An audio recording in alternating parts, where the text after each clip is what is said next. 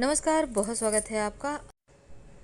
सावन के महीने में भगवान शिव की पूजा करने का विशेष महत्व है। भगवान शिव को बिल्वपत्र सबसे ज़्यादा प्रिय है, क्योंकि बिल्वपत्र अर्पित करने से भगवान शिव की कृपा मिलती है। अब देखिए, बिल्वपत्र चढ़ाने के कुछ नियम हैं।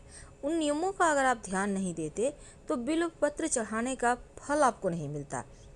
तो सावन माह की शुरुआत हो चुकी है और भगवान शिव का सबसे प्रिय महीना है, तो भगवान शिव की पूजा बहुत ही शुभ फलदायी है। वैसे तो शिव जी एक लोटा जल से ही प्रसन्न हो जाते हैं, लेकिन हर तरह के मनोकामना के लिए अलग अलग वस्तु उनको अर्पित करने का विधान है। ऐसे में आज हमारा चर्चा है बिल्वपत्र पर। देखिए, भगवान शिव अपने भक्तों पर कोई भी कष्ट आने ही नहीं देते, और पुराणों की माने तो भगवान शिव जो श्रावण का माह है पृथ्वी पर भ्रमण करने आते हैं, इसलिए सावन में शिव जी की पूजा का महत्व बहुत ज़्यादा है। शिव पूजा में वैसे तो बहुत सारी बातों का ध्यान रखा जाता है, और बिल्वपत्र अर्पित करने से शिव की कृपा बरसती है। तो किन बातों का ध्यान रखें? देखिए, जब आप भगवान शिव को बेलपत्र अर्पित करते हैं तो पहला बात यह है कि आप बिल्वपत्र हमेशा उल्टा यानी कि चिकना सतह शिवलिंग की तरफ हो और जो रुखड़ा भाग है वो ऊपर की तरफ हो। तो ये आपको हमेशा ध्यान रखना है। दूसरी बात, बिल्वपत्र अर्पित करते समय आप हमेशा अपने हाथ के दाहिने हाथ के अनामिका फिंगर यानी कि जो आपके रिंग फिंगर है, अंगूठा यानी थंब, मध्यमा उंगली यानी मिडल फिंगर, अंगूठा, अनामिका उंगली और मध्यमा उंगली से यानी तर्जनी उंगली और कनिष्ठा उंगली को आप साइड रखें यानी ऊपर की ओर, और उससे आप 3 उंगली से बिल्वपत्र को पकड़कर फिर अर्पित करें, और साथ ही बिल्वपत्र अर्पित करने के साथ जल भी अर्पित करें। या आप वैसे द्रव एक ही साथ नहीं कर पा रहे तो आप चाहे तो बिल्वपत्र जल वाले लोटे में डालकर भी अर्पित कर सकते हैं, या फिर पहले बिल्वपत्र अर्पित करें फिर जल अर्पित करें। भगवान शिव को बिल्वपत्र के 3 पत्ती या फिर 3 पत्तियों वाला गुच्छा अर्पित करना चाहिए।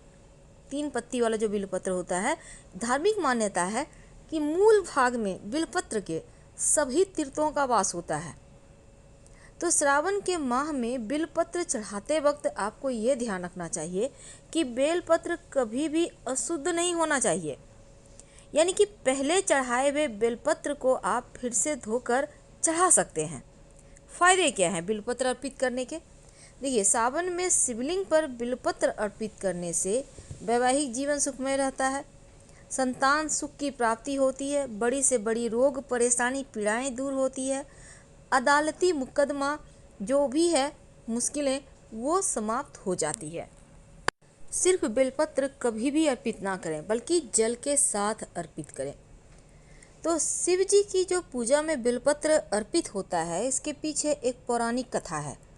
समुद्र मंथन के समय कई चीज़ों के साथ विष भी निकला, और ये विष चारों ओर फैलने लगा। पूरी सृष्टि को बचाने के लिए भगवान शिव ने इस विष को अपने कंठ में धारण कर लिया, इसलिए महादेव को नीलकंठ भी कहा जाता है। तो विष के प्रभाव से भगवान शिव के शरीर में ताप बढ़ने लगा, जिसकी वजह से आसपास का वातावरण जलने लगा। तो उस समय के एक वैद्य की सलाह से देवी देवताओं ने भगवान शिव को बिल्वपत्र खिलाया और जल से स्नान करवाया। इसके बाद भगवान शिव के शरीर में उत्पन्न गर्मी शांत होने लगी। तभी से भगवान पर बिल्वपत्र चढ़ाने की परंपरा चली आ रही है। तो बिल्वपत्र के साथ इसीलिए जल भी अर्पित किया जाता है। इससे भगवान शिव को शीतलता मिलती है और उनका आशीर्वाद मिलता है। लेकिन हमेशा 3 पत्तियों वाला बिल्वपत्र ही चढ़ाना चाहिए। अगर 3 पत्ती से ज़्यादा पत्ती है तो और भी अच्छा, लेकिन कटा फुटा हुआ बेलपत्र कभी भी शिव जी को अर्पित ना करें। जब भी बिल्वपत्र अर्पित करें, पहले शुद्ध जल से धो लें, फिर गंगा जल आप उस पर छिड़क कर फिर शिव जी पर अभिषेक करें। और बिल्वपत्र चढ़ाते समय नमः शिवाय या ओम नमः शिवाय का जप करें, तो जीवन के सारे संकट दूर हो जाते हैं। स्कंद पुराण कहता है कि एक बार माँ पार्वती के पसीने की बूंद मंदराचल पर्वत पर जा गिरी। इससे वहाँ एक पौधा होगा जो बाद में बिलपत्र के पेड़ के रूप में परिवर्तित हो गया। तो बेलपत्र औषधीय गुणों से भरपूर है। इनसे दवाइयाँ भी बनती है, कई तरह की बीमारियाँ भी ठीक होती है। लेकिन आज हमारा चर्चा है कि बेलपत्र पर वो कौन सा जादुई अक्षर है जो अगर आप लिख दें तो शिव देंगे वरदान, आपकी सारी मनोरथ शीघ्र पूरी होगी। तो एक बार नारद जी ने भगवान भोलेनाथ की स्तुति की और पूछा, प्रभु आपको प्रसन्न करने के लिए सबसे उत्तम और सुलभ साधन क्या है? हे त्रिलोकीनाथ, आप तो निर्विकार और निष्काम हैं, आप सहज ही प्रसन्न हो जाते हैं। फिर भी मेरी जानने की इच्छा है कि आपको सबसे ज़्यादा क्या प्रिय है। तो नारद जी की जिज्ञासा को देखते हुए भगवान शिव ने कहा, नारद वैसे तो मुझे भक्त के भाव सबसे प्रिय है, लेकिन फिर भी आपने पूछा है तो मैं उत्तर जरूर दूंगा। मुझे जल के साथ साथ बिलपत्र बहुत प्रिय है, और जो लोग अखंड बिलपत्र मुझे श्रद्धा से अर्पित करते हैं, मैं उन्हें अपने लोक में स्थान देता हूँ। भगवान का जवाब सुनकर नारद जी महादेव और माँ पार्वती की वंदना कर अपने लोक चले गए। अब नारद जी के प्रस्थान के बाद माँ पार्वती ने भगवान शिव से पूछा, हे प्रभु, मेरी यह जानने की बड़ी उत्कृष्ट इच्छा हो रही है कि आपको बिल्वपत्र इतनी प्रिय क्यों है। कृपा करके मेरी जिज्ञासा शांत करें। तब शिव जी कहते हैं, हे शिवे, बिल्व के पत्ते मेरी जटा के समान हैं। उसका त्रिपत्र यानी 3 पत्ते ऋग्वेद, यजुर्वेद और सामवेद हैं। शाखाएं समस्त शास्त्र का स्वरूप है।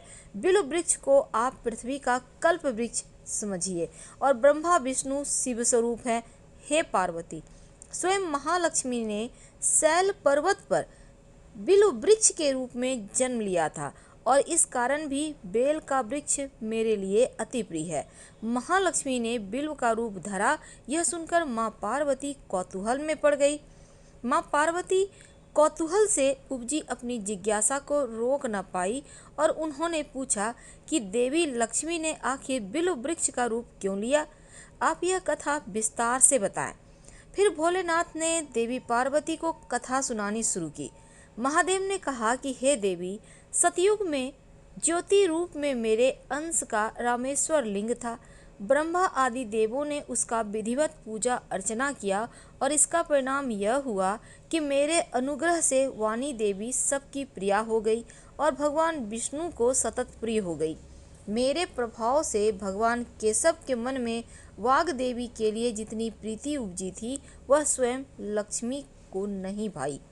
अब लक्ष्मी देवी का श्री हरि के प्रति मन में कुछ दुर्भाव पैदा हो गया और वह चिंतित और रुष्ट होकर चुपचाप परम उत्तम श्री शैल पर्वत पर चली गई और वहां उन्होंने घोर तप करने का निर्णय लिया।